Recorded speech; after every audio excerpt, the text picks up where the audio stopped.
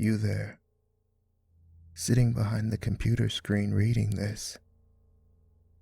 You clicked on this page expecting a ritual, right? It's all in the title, of course. Well, I've got an interesting one for you. A ritual that I created myself and am willing to share with you. Now, imagine this. Babies within a room, screaming and crying at the top of their lungs. A busy subway train where nobody seems to know how to keep their damn mouths shut. Perhaps your apartment neighbor is too busy playing his loud, obnoxious music upstairs to realize that people like you need their beauty sleep. Seeing a common trend here? The world is so full of noise these days that it seems like there's never a place on earth one can relax. But what if there was? What if there was a place you could retreat to anytime you'd like and escape from reality? Well, perhaps I could offer a solution to your problem. There are no catches or drawbacks. You'll be getting exactly what you desire. And if you follow my instructions, you should be relatively safe. Ready to try it? Well, here goes. Firstly, you'll want to set up your preparations. You shouldn't need much practice to complete this ritual, and you can set it up with common household items. You'll want to make sure you have a decent pair of soundproof headphones, a rose, a blindfold, and a bag of ice. Also, although not required, I recommend you bring some duct tape. See? I told you that it didn't take much to perform this ritual. Now, it doesn't matter when or where you perform this ritual, but it is imperative that you go alone. If you go in groups, believe it or not, the trials will become harder and more dangerous for reasons which will become more obvious as you go on. Now, in order to make this whole wacky ritual work, you're going to need to start performing it as soon as I read off the procedures. As soon as you have completely read the procedures, you have officially begun the ritual. That's right. This is where the first official instruction comes into play. By continuing to read past this point, you have agreed to continue on with this ritual. For as soon as you start reading the procedures, you are locked in for good. Do not skip reading the procedures and look at the paragraphs below. If you do so, it is a sign to the higher powers that you do not wish to respect this sacred art, if you will, and they will forever still your 5 senses and leave you helpless. Yes, this ritual has dangers such as this if you do not follow my directions. And yes, being eternally robbed of your senses is as torturous as it sounds. Cover the windows and lock the doors. You and the optional group of people you are practicing this ritual with would rather not be disturbed after this ritual commences. Find a better seat to lay down or sit on. Make this place of rest comfortable, as your physical body will possibly be in that position for prolonged periods of time, and you wouldn't want to find yourself covered in aches and pains. Now would you? Set the items and materials collected for the ritual in a square formation around you. Now, think of the moments in your life which made you want to try this ritual in the first place. Perhaps a dinner date with a special someone was ruined because of a loud and obnoxious restaurant patron seated beside you. Maybe a small child crying in a movie theater, ruining your experience for you. Whatever the case may be, try to ingrain that memory into your head. Picture the moment and imagine the sounds, smells, and emotions within the memory. After you have done this, try to recreate the way you felt in that moment. Perhaps you were sad, or maybe anxiety or aggravation overcame you and swept all your sense of joy away. Finally, open your eyes and look around you. Cup the bag of ice in your hands. Place the duct tape over your mouth. Place the headphones over your ears. And place the blindfold over your eyes. It is important you do these steps in order, for that is the order in which the trials await you. Finally, pick up the rose and give it a whiff. With that, you have finished the steps to begin the ritual. Hello there. If you are reading this and haven't read the procedures beforehand, expect to be stripped of your senses relatively soon. I'd hate to be blunt, but I did warn you about what would happen should you disrespect this ritual and proceed without reading through it properly.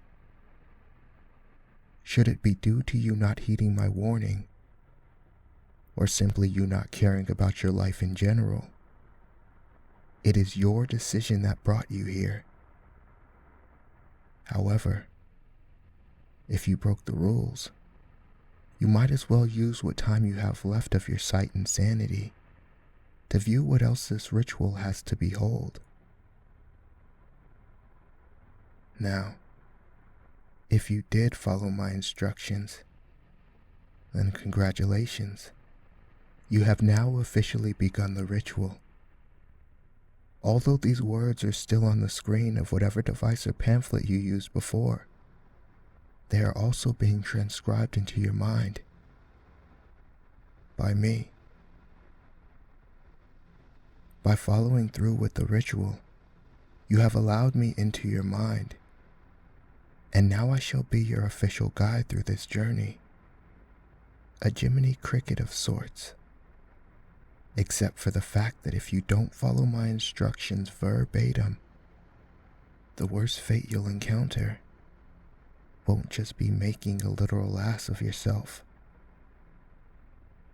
Now, look around you. When you put on the blindfolds, you lost your ability to see, and your perception of the world got dark. But you can tell that what you're seeing isn't the same darkness as the blinding material covering your eyes. Can't you? Go ahead and reach out into the darkness before you. Reach straight ahead and feel along the surface you just touched. When you feel the switch, go ahead and give it a flick upward. There. That's better. The light above you should have lit up. Please ignore the flickering of the light. There aren't exactly the best technicians in this new reality you've encountered. Welcome to the place where senses make no sense. A place somewhere between your subconscious and whatever different dimension exists. Now, approach the far right corner of the wall. See the skeleton over there? See its hollowed bones and the black mucus dripping down from its rib cage? Go ahead and reach inside its jaw. You may have to pry its mouth open a bit but due to the decay of the bone, it should be easy to crack it open. Go on. It's not like the dead man can feel pain. Now, do you see the key inside of its mouth? Take it from the skeleton and turn around. There before you should be a door that wasn't there before. If you want to enter it, put the key in the keyhole and turn the doorknob. You are now unlocking the full extent of this world, where you currently reside. Step through the doorway with caution. You are about to start the first trial. You've now stepped through the doorway, and I bet you can't figure out what your first trial is. Well, not at first anyway. Here, I'll give you a hint. Pinch your arm as hard as you can. No, really. Pinch it with the intent to inflict pain on yourself. You can't, can you? Your sense of pain and touch has been retracted. The room you're in should be fairly well lit. In fact, the setting should look fairly familiar to you. Most people either describe the setting as a school hallway of sorts, while others usually see a psychiatric ward or corridor. In all honesty, I personally don't consider this setting to be of much importance. Now, what may be important to you is what you're hearing right now. Do you hear it? It may seem faint at first, but surely you can hear it becoming louder, ever so slowly. I can assure you that the moist gurgling sounds and the scraping of feet coming towards you is not just all in your imagination. Down the dark hall, you'll surely be putting all of your attention on the creature that has come for you. I can sense your heart racing, and you have two choices. You can run in the opposite direction, or you can stand there and stare at your impending doom in the face. I do not recommend the first option, because only a fool would stick around to see the monstrosity coming for them. As you may have guessed, you aren't the first one to come across this ritual. There have been others, and they desired the same as you. A place of silence, a resort of quietness, where one can escape to for peace. However, there are creatures within this place that desire things as well. You find it strange to run, don't you? You can't feel the rush of wind against your skin. You can't feel your feet pounding on the ground. It's like you're weightless here. It's almost as if you don't physically exist. I wouldn't recommend stopping because of this, though. Letting that thing catch you could cost you an arm and a leg, give or take some extra skin. And Lord knows that thing could use those. You should be coming across the end of the hall at this point. Do you see the 3 doors? Rush to them and try to open them, no matter which door you try to open first. It will be the last door you attempt to open, which will be the one unlocked. Go ahead. Try to get out before the thing catches up to you.